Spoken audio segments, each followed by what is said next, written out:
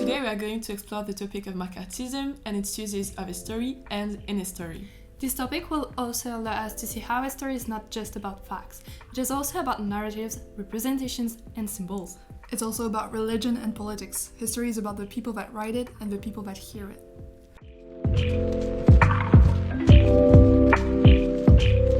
So first and foremost, we need to do a small review of what McCarthysm actually was.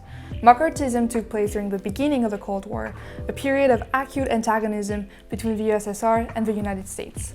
McCarthysm was started in 1950 by Joseph McCarthy and followed pre-existing anti-communist policies and organized surveillance started by the House Committee on Un-American Activities, the HUAC, in 1946.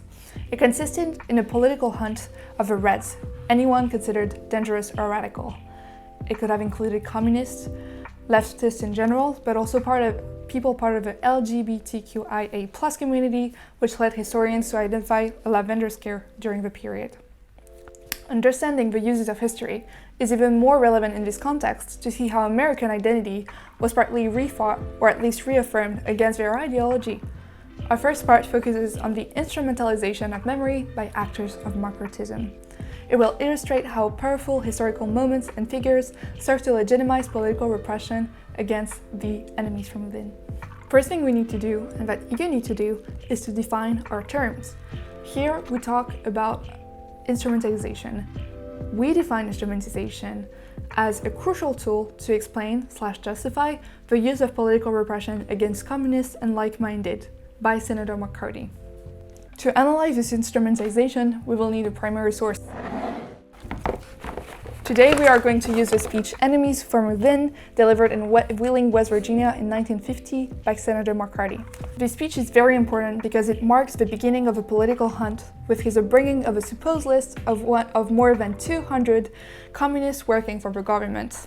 Spoiler alert, at the time during the speech, he had no such list. In order to understand why McCarthy uses such and such events in history, you need to understand that he put forward a new rhetoric, a new political trend at the time, both very pro-American and very anti-communist. This constituted a new political trend in the Republican Party. These two discourses were intrinsically linked with religion and put an accent on morality. In the book Cold War Rhetoric, Strategy, Metaphor, and Ideology, the authors explain the American view of the antagonism in the USSR. I'm going to read you a quote from the text. In its prophetic form, prophetic dualism divides the world into two camps. Between them there is conflict. One side acts in accord with all that is good, decent, and at one with God's will. The other acts in direct opposition. Conflict between them is resolved only through the total victory of one side over the other. Since no guarantee exists that goodwill triumphs, there is no middle ground. Hence, neutrality may be treated as delusion, compromise appeasement, and negotiation a call for surrender.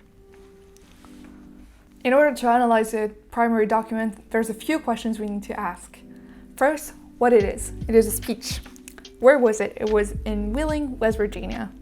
Who was speaking and to whom it was speaking to? The speaker was Senator Joseph McCarthy. The audience was the Ohio County's Women's Republican Club, but you also have to think about the larger public, the larger national context. Because indeed, McCarthy, with the support of old-style Republican Senator Taft, managed to attract all Democrat publics, such as the Irish Catholics and Labour, with a patriotic, moral, and religious discourse, which was part of a new political trend I was talking about. It was a discourse against the Democrat Party, and because it was too lenient to communists for his taste. And to the question of why did he do that speech? I think it's something you need to figure out for yourself by analyzing several documents and several historians' review on it. I hope maybe you'll make your opinion after this video. What is striking in his speech is that while some views of the Cold War compare two economic systems, while others insist on the role to defend democracy against totalitarianism, for McCarthy, the Cold War is a war of religion, or rather, a war against the lack of it. He says in the text, "Today we are engaged in a final, all-out battle between communistic atheism and Christianity." Many other mentions to God and religion are in the text, with a discourse saying that there is a decline of morality in America. However, religious values and symbols are not the only tools used to reinforce patriotic values. A strong appeal to powerful images in American memory also served to glorify the United States. Although one must say that because America is anchored to religious framework in politics, they all have more or less a religious connections. The speech takes place on Abraham Lincoln's 134th birthday. Once a Republican figure and then idol of the 30s and 40s during the New Deal, Abraham Lincoln's persona has not stuck to one side of the political spectrum. In an article of the Times, Olivia B. Waxman writes, "Whenever there is a time of crisis and uncertainty in America, one thing is certain: Abraham Lincoln is going to get quoted. A lot." In his speech, McCarthy mentions him as one of the great men of American history. He links Lincoln's hatred of the war to the beginning of the Cold War, which had not yet developed into armed conflicts but had begun a strong military buildup. Lincoln, regardless of its political affiliation, is a very important figure in the collective memory of the US nation. He was president during the Civil War, one of the main events of the nation-building narrative of the country, and one of his common representation is the one who united the country. To conclude on the use of a representation of Lincoln in McCarthy's speech, we need to analyze with a historical prism one of the supposed quoting of Abraham Lincoln in his speech. When a great democracy is destroyed, it will not be because of enemies from without, but rather because of the enemies from within. This quote, in fact, is not a quote. Looking more closely at Lincoln's speech, from which it was supposedly taken, there is no such direct quote.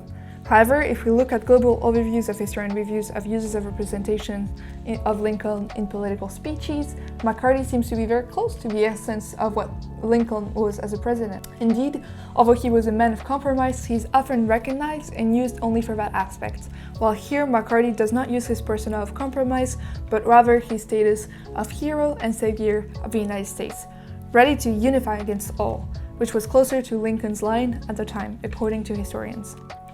In that case, his use of Lincoln's speech is historically accurate, or actually fits the current political trend, and fits his rhetoric of right and wrong. Some imagery related to American memory and patriotism are also mentioned in his speech. There's a beacon, repeated allusions to America as the greatest nation. But because the tone remains very explicative, the discourse still remains very fact-grounded, or at least supposedly fact-grounded, and depicts the failures of several events succeeding World War II in American politics. In conclusion, be careful when you listen to politicians talking about history. Try and wonder why they use specific symbols, specific values, because nothing is ever left without purpose. While it is very important to consider the broader context of a source, as we did today, it is also very useful to put several sources in parallel, along with historians' analysis. To discover other perspectives and other uses of history at the time, you should watch our 2 other videos. And as my final word, remember that history is never as simple as it is sometimes put. Learn to use the tools at your disposition. Understanding the past helps you to understand the present.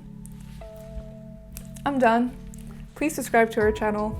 Please read history and be open-minded and try to build your critical mindset.